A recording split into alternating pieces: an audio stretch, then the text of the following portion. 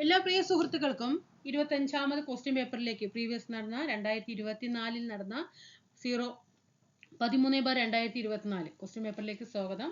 നമ്മൾ 2023 നടന്ന LGSലെയും ഇപ്പോൾ LD നിലവാരത്തിലെയാണ് ക്വസ്റ്റ്യൻ പേപ്പർ. 25 ക്വസ്റ്റ്യൻ പേപ്പറാണ്. 25 എക്സാം എഴുതിയിട്ടുള്ള എക്സ്പീരിയൻസ് നിങ്ങൾക്ക് ഉണ്ടായിരിക്കണം. ഓക്കെ, അപ്പോൾ ക്വസ്റ്റ്യൻ പേപ്പർ അവലോകനം ചെയ്യുക എന്നുള്ളത് ചെറിയൊരു കാര്യമല്ല കേട്ടോ. അതാദ്യം മനസ്സിലാക്കുക. കുറേ സിലബസ് എടുത്ത് വെച്ച് പഠിച്ചുകൊണ്ടൊന്നും കാര്യമില്ല. ക്വസ്റ്റ്യൻ പേപ്പർ നല്ല രീതിയിൽ വർക്കൗട്ട് ചെയ്ത് പോകണം. ഓക്കെ, അപ്പോൾ നമുക്ക് ക്ലാസ്സിലേക്ക് പോകാം. കേരള സ്റ്റേറ്റ് സ്പോർട്സ് കൗൺസിലിന്റെ ഇപ്പോഴത്തെ പ്രസിഡന്റ് ആരാണ്? യു ഷറഫ് അലിയാണ്. ചന്ദ്രയാൻ 3ന്റെ ലാൻഡറിലെ പെലോഡുകളിൽ ഉൾപ്പെടാത്തത് ഏതാണ്? ബി ആണ്, ഷെയ്പ്പ് ആണ് കേട്ടോ. അപ്പോൾ ഉൾപ്പെടുന്നത് ഏതൊക്കെയെന്നുള്ളത് നിങ്ങൾ നോട്ട് ചെയ്ത് വെക്കുക. റാംബായി, LP, ചാറ്റ്സ്, ഇൽസ, അതൊക്കെ എന്താണ്? ഉൾപ്പെടുന്നതാണ്. ഇത് നോട്ട് ചെയ്ത് എഴുതി വെക്കണം കേട്ടോ. 2021 എഴുത്തച്ഛൻ പുരസ്കാരം ലഭിച്ചത് ആർക്കാണ്? പി വത്സല. 2024 നടന്നിട്ടുള്ള എക്സാം ആണ്. 13/2024. നോക്കിക്കേ, ക്വസ്റ്റ്യൻ വന്നിരിക്കുന്നത്. കാരണം പി വത്സല അന്തരിച്ചു അല്ലേ. അവരെ കുറിച്ചിട്ട് വ്യക്തമായിട്ട് ഒരു ഹോട്ട് ടോപ്പിക് ആയിട്ട് ക്ലാസ് ഇട്ടിട്ടുണ്ട്. പ്രയോജനപ്പെടുത്തുക. 1.25 കോടി മലയാളികൾ എന്ന ഗ്രന്ഥം രചിച്ചത് EMS നമ്പൂതിരിപ്പാട്. 2022 എഴുത്തച്ഛൻ പുരസ്കാരം ലഭിച്ച സേതുവിന്റെ കൃതികളിൽ പെടാത്തത് ഏത്? 5ാമത്തെ സി ആണ്, നിഴലുറങ്ങുന്ന വഴികൾ. അപ്പോൾ സേതുവിന്റെ നോവലുകൾ ഏതൊക്കെയാണ്? പേടി സ്വപ്നങ്ങൾ, കൈമുദ്രകൾ, അടയാളങ്ങൾ. ഇന്ത്യ ദേശീയ ബഹിരാകാശ ദിനമായി ആചരിക്കാൻ തീരുമാനിച്ച ദിവസം ഏത്? ഓഗസ്റ്റ് 23. വൈക്കം സത്യാഗ്രഹത്തിന് നേതൃത്വം നൽകിയത് ആരാണ്? TK മാധവൻ. കേരളത്തെ ഭ്രാന്താലയം എന്ന് വിളിച്ച സാമൂഹ്യ പരിഷ്കർത്താവ് സ്വാമി വിവേകാനന്ദൻ. തിരുവിതാംകൂറിലെ രാജവാഴ്ചയുടെ അഴിമതികളെയും അനീതികളെയും വെളിച്ചത്ത് കൊണ്ടുവന്ന സ്വദേശാഭിമാനി പത്രത്തിന്റെ സ്ഥാപകൻ ബക്കം അബ്ദുൽ ഖാദർ മൗലവി. കേരളത്തിലെ ആദ്യകാല സാമൂഹ്യ പരിഷ്കർത്താക്കളിൽ ഒരാളായ വൈകുണ്ഠസ്വാമികളുടെ പ്രവർത്തനങ്ങളിൽ ഉൾപ്പെടാത്തത് ഏതെല്ലാം? 3 മാത്രമാണ് കേട്ടോ. 3 മാത്രം ഉൾപ്പെടില്ല. മനുഷ്യത്വമാണ്, മനുഷ്യന്റെ ജാതി എന്നുള്ളത് അതിൽ ഉൾപ്പെടില്ല. അപ്പോൾ വൈകുണ്ഠസ്വാമികളെ കുറിച്ച് പഠിക്കുമ്പോൾ നിങ്ങൾ 1, 2, 4 പഠിച്ചിരിക്കുക. ബ്രിട്ടീഷ് ഭരണത്തെ വെണ്ണീജ ഭരണം എന്ന് വിളിച്ചതും സമപന്തി ഭോജനം സംഘടിപ്പിച്ചതും സമത്വ സമാജം സംഘടിപ്പിച്ചതും ആരാണ്? വൈകുണ്ഠ സ്വാമികളാണ്. അപ്പൊ A മാത്രം എന്താണ്? ഉൾപ്പെടില്ല. ഉപദ്വീപീയ നദികളിൽ വെച്ച് ഏറ്റവും നീളം കൂടിയ നദി ഗോദാവരി. പടിഞ്ഞാറൻ തീരസമതലവുമായി ബന്ധമില്ലാത്ത പ്രസ്താവന ഏതാണ്? 12ാമത്തെ ബി ആണ് കേട്ടോ. 2ഉം 3ഉം ആണ് ബന്ധമില്ലാത്തത്. 2, 3 ബന്ധമില്ല. അപ്പൊ ഏതൊക്കെയാണ് പടിഞ്ഞാറൻ തീരസമതലമായിട്ട് ബന്ധമുള്ളത്? കായലുകളും അഴിമുഖങ്ങളും കാണപ്പെടുന്നു. അറബിക്കടലിനും പശ്ചിമഘട്ടത്തിനും ഇടയിലാണ്. അറബിക്കടലിനും പശ്ചിമഘട്ടത്തിനും ഇടയിലാണ്. ഇന്ത്യയിൽ റെയിൽ ഗതാഗതം ആരംഭിച്ച വർഷം 1853. ഇന്ത്യയിലെ ഏറ്റവും വലിയ കൽക്കരിപ്പാടം ചാറിയ. 1959 ജർമ്മൻ സാങ്കേതിക സഹായത്തോടെ ഇന്ത്യയിൽ സ്ഥാപിക്കപ്പെട്ട ഇരുമ്പുരുക്ക് ശാല ജർമ്മനി ഏതാണ്? റൂർക്കേല അല്ലെ. 15ാമത് ബി ആണ്. കരിമ്പ് ഉൽപാദനത്തിൽ 1ാം സ്ഥാനത്തുള്ള ഇന്ത്യൻ സംസ്ഥാനം ഏതാണ്? അത് UP ആണ്. കേരളത്തിൽ കൊല്ലം മുതൽ കോട്ടപ്പുറം വരെയുള്ള പശ്ചിമതീര കനാൽ ഏത് ദേശീയ ജലപാതയിൽ ഉൾപ്പെടുന്നു? ദേശീയ ജലപാത 3. ഇന്ത്യയുമായി വടക്ക് പടിഞ്ഞാറ് അതിർത്തി പങ്കിടുന്ന രാജ്യം ഏതാണ്? അഫ്ഗാനിസ്ഥാൻ. യങ് ഇന്ത്യ പത്രത്തിന്റെ സ്ഥാപകൻ ആര്? മഹാത്മാഗാന്ധി. പാരമ്പര്യേതര ഊർജ സ്രോതസ്സിന്റെ സവിശേഷത അല്ലാത്തത് ഏതാണ്? 20ാമത്തെ സി, ശുഷ്കമായി കൊണ്ടിരിക്കുന്നു അല്ലെ. അപ്പൊ പുനഃസ്ഥാപന ശേഷിയുണ്ട്, ചെലവ് കുറവാണ്, പരിസ്ഥിതി പ്രശ്നങ്ങൾ ഉണ്ടാക്കുന്നില്ല. അപ്പൊ ഇതൊക്കെ എന്താണ്? പാരമ്പര്യേതര ഊർജ സ്രോതസ്സിന്റെ സവിശേഷതകളിൽ വരുന്നവ ആണ്. അപ്പോൾ എയും ബിയും ഡിയും ഒക്കെ നോട്ട് ചെയ്ത് വെക്കണം കേട്ടോ. ഇന്ത്യൻ ഭരണഘടനയിൽ 6 മുതൽ 14 വയസ്സ് വരെയുള്ള കുട്ടികൾക്ക് സൗജന്യവും നിർബന്ധിതവുമായ വിദ്യാഭ്യാസം മൗലിക അവകാശമാണ്. ഭരണഘടനയുടെ ഏത് അനുച്ഛേദമാണ് ഈ വിദ്യാഭ്യാസ അവകാശം ഉൾപ്പെടുത്തിയിരിക്കുന്നത്? ഏതിലാണ്? 21ാമത്തെ സി ആണ്. അനുച്ഛേദം 21A ആണ്. ഇന്ത്യൻ ഭരണഘടനയിൽ മൗലിക കർത്തവ്യങ്ങളെ കുറിച്ച് പ്രതിപാദിക്കുന്നത് ഏതു ഭാഗത്താണ്? ഭാഗം 4A ദേശീയ ഗാനമായ ജനഗണമന രചിച്ചത് ആര്? 23 രവീന്ദ്രനാഥ ടാഗോർ ആണ്.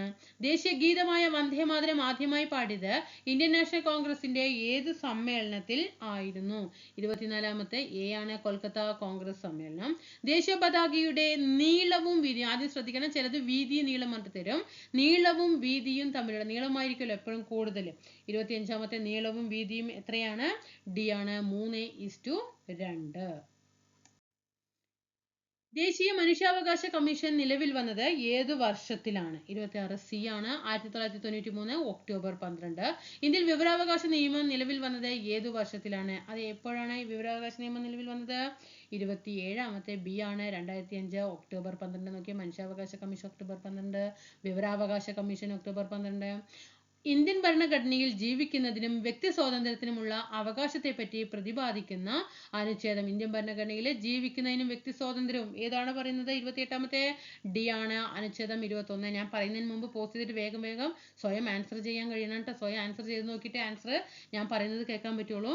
ദേശീയ മുദ്രയുടെ ചുവട്ടിൽ ആലേഖനം ചെയ്തിരിക്കുന്ന സത്യമേവ ജയതേ എന്ന വാക്യം ഏത് ലിപിയിലാണ് എഴുതിയിരിക്കുന്നത്? ദേവനാഗരി. താഴെ പറയുന്നവയിൽ ഇന്ത്യയുടെ ദേശീയ മൃഗം ഏത്? കടുവ. ഇന്ത്യൻ നാഷണൽ കോൺഗ്രസ് ഗാന്ധിജിയുടെ നേതൃത്വത്തിൽ നടത്തിയ അവസാനത്തെ ബഹുജന സമരം ഏതാണ്? ക്വിറ്റ് ഇന്ത്യ സമരമാണ്. ഇന്ത്യൻ സ്വാതന്ത്ര്യ സമര ചരിത്രത്തിലെ ഗോത്ര കലാപങ്ങളിലെ കുറിച്യ കലാപത്തിന് നേതൃത്വം നൽകിയ വ്യക്തി ആര്? രാമനമ്പി. ദേശീയ കാഴ്ചപ്പാടോടുകൂടി പത്രങ്ങൾക്ക് തുടക്കം കുറിച്ച വ്യക്തി ആര്? രാജാറാം മോഹൻ റോയ്. 2023 ഇന്ത്യ അധ്യക്ഷ സ്ഥാനം വഹിച്ച G20, 2024 അധ്യക്ഷ സ്ഥാനം വഹിക്കാൻ പോകുന്നത് രാജ്യം ബ്രസീൽ. അപ്പൊ 2023 ആരാണ്? നമ്മുടെ ഇന്ത്യ ആണ്. 2024 ഏത് രാജ്യമാണ്? ബ്രസീലാണ്. അന്തർദേശീയ സാഹോദര്യത്തിന് ഊന്നൽ നൽകാൻ ലക്ഷ്യമിട്ട് രവീന്ദ്രനാഥ ടാഗോർ സ്ഥാപിച്ച സർവകലാശാല വിശ്വഭാരതി സർവകലാശാല. 1921. ജാലിയൻവാലാബാഗ് കൂട്ടക്കൊല നടന്ന വർഷം 1919. ബ്രിട്ടീഷ് കാലഘട്ടത്തിൽ ഇന്ത്യൻ സമ്പദ് വ്യവസ്ഥയിലുണ്ടായ തകർച്ചയെ വെളിപ്പെടുത്തുന്ന ചോർച്ച സിദ്ധാന്തം ആരുടെ സംഭാവനയാണ്? ദാദാഭായ് നവറോജി. സാരേ ജഹാം സേ അച്ഛാ ഹിന്ദുസ്ഥാൻ ഹമാര എന്ന ഗാനത്തിന്റെ രചയിതാവ് ആരാണ്? അല്ലാമ മുഹമ്മദ് ഇക്ബാൽ. സ്വാതന്ത്ര്യാനന്തര ഇന്ത്യയുടെ സാമ്പത്തികമായ ആധുനികവൽക്കരണത്തിൽ സുപ്രധാന പങ്കുവഹിച്ച ഏറ്റവും വലിയ വിവിധോദ്ദേശ നദീതട പദ്ധതി ഏതാണ്? 39 B ആണ്, ബക്രാനങ്കൽ പദ്ധതി. ഏതൊരു ഇന്ത്യക്കാരനെയും വാറന്റ് ഇല്ലാതെ അറസ്റ്റ് ചെയ്യാമെന്ന ബ്രിട്ടീഷ് കരിനിയമത്തിന്റെ പേര്? Rowlatt act. ഏതൊരു ഇന്ത്യക്കാരൻ, അത് നമ്മൾ നോക്കി. കേരളത്തിലെ ഏറ്റവും ഉയരം കൂടിയ കൊടുമുടിയായ ആനമുടി ഏത് ജില്ലയിലാണ് സ്ഥിതി ചെയ്യുന്നത്? 41 C ആണ്, ഇടുക്കി. രാജ്യസഭയിലേക്ക് നാമനിർദ്ദേശം ചെയ്യപ്പെട്ട ആദ്യത്തെ മലയാളിയായ വനിതാ കായിക താരം ആര്? അത് നമ്മുടെ PT ഉഷയാണ്. കൊച്ചി മെട്രോ നിലവിൽ വന്ന വർഷം? കൊച്ചി മെട്രോ നിലവിൽ വന്നത് 2017. കേരളത്തിലെ നദികളിൽ കിഴക്കോട്ടൊഴുകുന്ന നദി ഏത്? പാമ്പാർ അല്ലേ? കബനി, ഭവാനി, പാമ്പാർ 3 നദികളാണ്. അതിൽ ഇതിൽ ഓപ്ഷനിൽ പാമ്പാറാണ്. പൊന്നാനി തുറമുഖം ഏതു നദിയുടെ അഴിമുഖത്ത് സ്ഥിതി ചെയ്യുന്ന മത്സ്യബന്ധന തുറമുഖം ആണ്? ഭാരതപ്പുഴ. 2022 മികച്ച പിന്നണി ഗായികയ്ക്കുള്ള ദേശീയ പുരസ്കാരം നേടിയ കേരളീയ വനിത ആരാണ്? നഞ്ചിയമ്മ. കേരളത്തിലെ ആധുനിക വ്യവസായങ്ങളുടെ വളർച്ചയെ ത്വരിതപ്പെടുത്തിയ പള്ളിവാസൽ ജലവൈദ്യുത പദ്ധതി സ്ഥിതി ചെയ്യുന്നത് ഏത് ജില്ലയിലാണ്? പള്ളിവാസൽ ഇടുക്കിയിലാണ്. വംശനാശം സംഭവിച്ചുകൊണ്ടിരിക്കുന്ന വരയാടുകളെ സംരക്ഷിക്കുന്ന കേരളത്തിലെ ദേശീയ ഉദ്യാനം ഏതാണ്? ഇരവികുളം. കേരളത്തിലെ ഏറ്റവും വലിയ കായൽ? വേമ്പനാട്ട് കായൽ. ഇത്രയും 49 ക്വസ്റ്റ്യൻ ചർച്ച ചെയ്ത് നമുക്ക് ഏതാണല്ലേ അറിയാത്തത്? എല്ലാ ക്വസ്റ്റ്യനും അറിയാവുന്ന ക്വസ്റ്റ്യൻ അല്ലേ? തെറ്റില്ലാതെ നെഗറ്റീവ് ഒന്നും അടിക്കാതെ നല്ല രീതിയിൽ പഠിച്ച് റിവിഷനൊക്കെ അടിച്ച് ക്വസ്റ്റ്യൻ പേപ്പറൊക്കെ നല്ല രീതിയിൽ വർക്ക്ഔട്ട് ചെയ്യുന്നവർക്ക് ഈ 49 ഇപ്പം നമുക്ക് എന്ത് ചെയ്യാൻ പറ്റും? ചെയ്യാനായിട്ട് കഴിയും. കേരളത്തിന്റെ സ്വപ്ന പദ്ധതിയായ വിഴിഞ്ഞം തുറമുഖം ഏത് താലൂക്കിലാണ് സ്ഥിതി ചെയ്യുന്നത്? B ആണ്, നെയ്യാറ്റിൻകരയിലാണ് കേട്ടോ. നെയ്യാറ്റിൻകര ഗോപൻ അല്ലേ, സിനിമയില്ലേ? അതിൽ നോക്കുക കേട്ടോ. അതൊക്കെ ഓർത്ത് വെക്കാനായിട്ട് അങ്ങനെയൊക്കെ കണക്ട് ചെയ്യുക. അല്ലാണ്ട് കാണാപ്പാട വാക്കുകൾ തമ്മിലൊക്കെ കാണാപ്പാടം പഠിച്ചിട്ടൊന്നും കാര്യമില്ല. അങ്ങനെയൊക്കെ കണക്ട് ചെയ്ത് വെക്കുക കേട്ടോ. സാധുജന പരിപാലന സംഘം സ്ഥാപിച്ചത് അയ്യങ്കാളി. 1888 ശ്രീനാരായണ ഗുരു ശിവപ്രതിഷ്ഠ നടത്തിയ സ്ഥലം എവിടെയാണ്? ശിവപ്രതിഷ്ഠ നടത്തിയത് അരുവിപ്പുറത്ത് അല്ലെ. കേരളത്തിൽ ബ്രിട്ടീഷുകാർക്കെതിരെ നടന്ന ആദ്യത്തെ സംഘടിത കലാപം ആറ്റിങ്ങൽ കലാപം. വൈക്കം സത്യാഗ്രഹം നടന്ന വർഷം 1924. ധീവര സമുദായത്തിന്റെ അവകാശങ്ങൾ സംരക്ഷിക്കാൻ വേണ്ടി പണ്ഡിറ്റ് കറുപ്പൻ നേതൃത്വം നൽകി സ്ഥാപിച്ച പ്രസ്ഥാനം ഏതാണ്? അരയ സമാജം.